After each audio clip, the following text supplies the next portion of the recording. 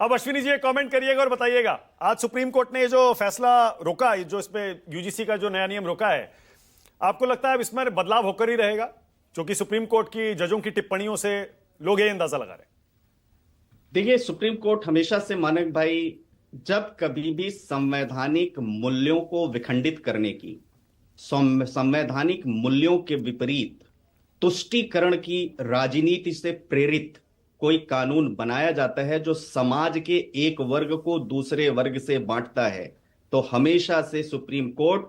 एक कॉन्स्टिट्यूशन का stake holder होने के नाते लोगों के मूल्यों की रक्षा के लिए आगे आता है। और पूरी उम्मीद है, पिछली बार भी डिबेट में मैंने आपके साथ बड़े आदर के साथ यही बात कही थी कि ऑनरेबल सुप्रीम कोर्ट निश्चित तौर पर इस मामले में इंटरफेयर करके और जो यूनियन ऑफ इंडिया है उसको बोलेगा कि आप ये डिस्क्रिमिनेशन की जो आपने narrow definition national education policy के विपरीत जो inclusive equitable space by emphasising the creation of discrimination free academic environment देने की बात करते हैं, प्रोटेक्ट डिग्निटी करने की बात करते हैं, safety equal opportunity of all students,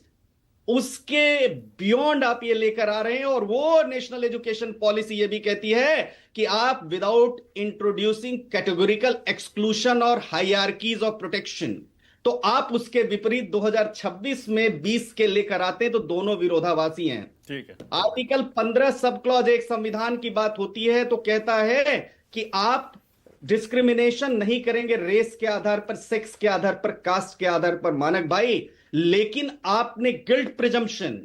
आपने इक्विटी कमेटी बना करके अगर वहां ब्राह्मण बनिया भारत छोड़ो वाले लोग विश्वविद्यालय में पढ़ने जाते हैं तो उनके ऊपर कमेटी बनी रहती है जो इंश्योर करती है कि कहीं ऐसा तो नहीं कि दुबे जी और गुप्ता जी मिल करके किसी यादव जी को भी, जबकि यादव जी भी जनरल कैटेगरी के हैं, यादव जी याद रखिएगा जनरल कैटेगरी के हैं, वो अदर बैकवर्ड क्लासेस हैं, they are not from the constitutional reservation. जो बाबा साहब का कॉन्स्टिट्यूशन था, 289 मेंबर्स ने 2 साल 11 महीने 18 दिन की तपस्या के बाद कहा था, वो सिर्फ संवैधानिक आरक्षण 2 ही लोगों का था, वो SC ST का था। ओबीसी वर्ड बड़े सेलेक्टिवली निकाल करके एक 85-15 का जो रेशियो बनाया गया, वो देश को विघटनकारी बनाने का, देश में वर्ग संघर्ष करवाने का एक प्रयोग था और जो सुप्रीम कोर्ट ने उसे रोक दिया। ठीक है। अब मैं ये सोच रहा हूं, विनोद अग्निहोत्री के पास जा रहा हूं। पहले विनोद जी, 13 तारीख को आया था ये, उसके बाद से धीरे धीरे सोशल मीडिया पर कुछ लोगों ने इसको उठाया, आज 29 तारीख हो गई जी।